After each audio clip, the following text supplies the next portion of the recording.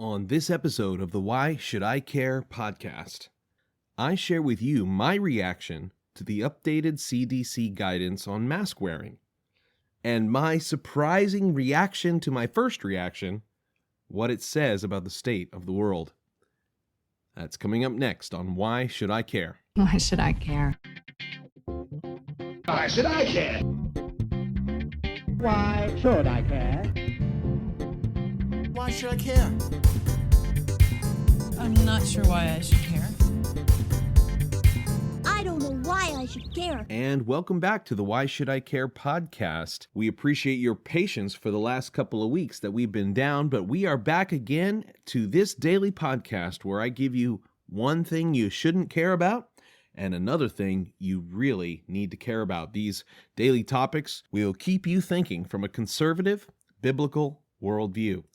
Our audience continues to grow, and we could use your help with that. If you could please leave us a review on Apple Podcasts or on the Podchaser app, really helps us to get the word out about the new show. You can follow us on all of our social platforms, including Parler, Twitter, Facebook, Medium, Rumble, and YouTube. Please make sure to sign up for email updates if you want them at our website, whycarepodcast.com. You can also get text alerts. When we send them out, you can send the keyword WhyCare to the number 844-990-3380. If you have any feedback, questions, comments, concerns, please send them to me at my email, adam@whycarepodcast.com. I would also love to hear your audio feedback. We have a link in the show notes where you can leave us a voicemail and you can be included on future episodes of this podcast. Today, I want to talk to you about my reaction to the updated CDC guidance on mask wearing. Well, it finally happened.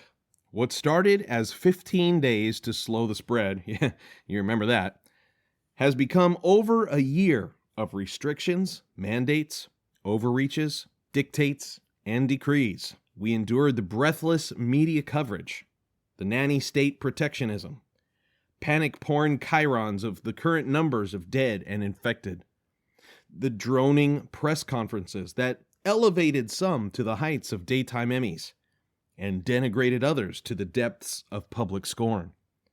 We put up with the masks. Oh, how we strove with the useless Chinese face diapers that served to identify who was serious and who was not.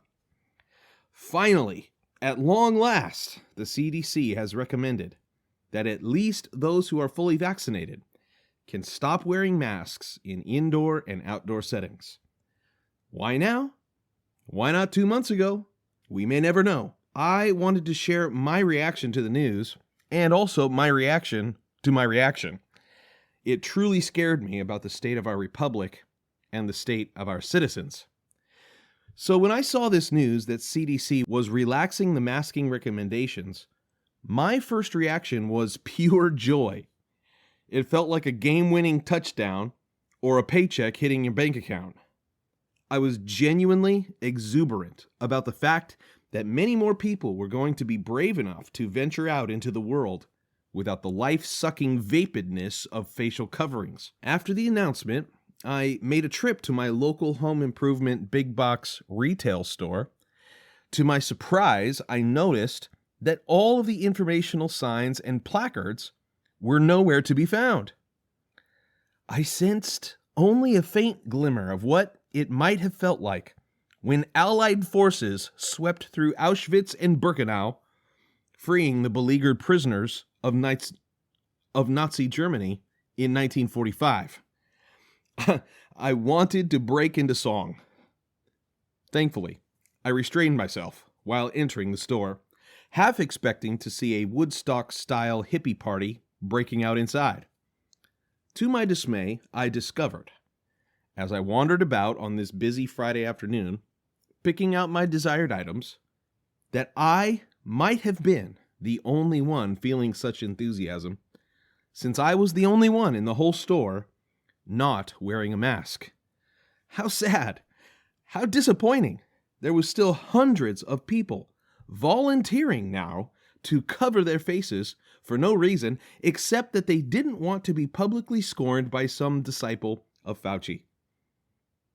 This setback did not dissuade me from finishing my shopping trip without incident. Compare that to my experience yesterday at a local sandwich shop. Stopping to grab some lunch on a quick road trip, we entered the facility with masks in pockets just in case. Though the mask signs were still on the door, I figured that we could test the waters anyway. Well, Karen wouldn't even let us get both feet in the door without asking us if we had masks with us. We were the only ones in the shop, besides the 3 employees that I could see. The absurd rule, of course, in restaurants is that you must wear the masks while standing, but as soon as you sit down to begin eating, you can remove the Chinese face diaper for the duration of your meal. I complied so I wouldn't risk blowing up and causing a scene, but I heard something surprising after putting in my order. One worker said to another that he had heard our governor loosening the mask mandates, but he planned on continuing to mask up for at least another year just in case. This particular fellow was wearing a red bandana tied around his face, which was completely open under his nose. We know this does absolutely nothing to protect him from anything or anyone else around him. And to this I say, I just can't even anymore. I decided then and there that I would leave blistering reviews of any establishment that forced me to wear a mask. I proceeded to open my cell phone and find the place that I could leave a bad review. I'd recommend you do the same. So as I processed these thoughts, I came to a startling conclusion. Why was I so happy about the relaxed CDC recommendations?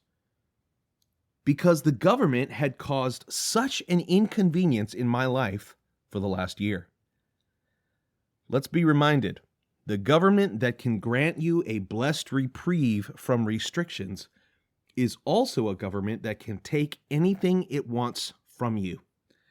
I realized that my exuberance was a sure sign of the government's overreach in my own life. So what don't we care about today?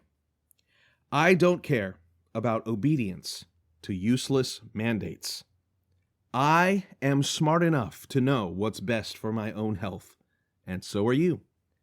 I won't complain if you want to limit your oxygen intake with a Chinese face diaper. That is your prerogative. What I do care about is living in a country where we no longer see one another primarily as vectors of transmission instead of human beings.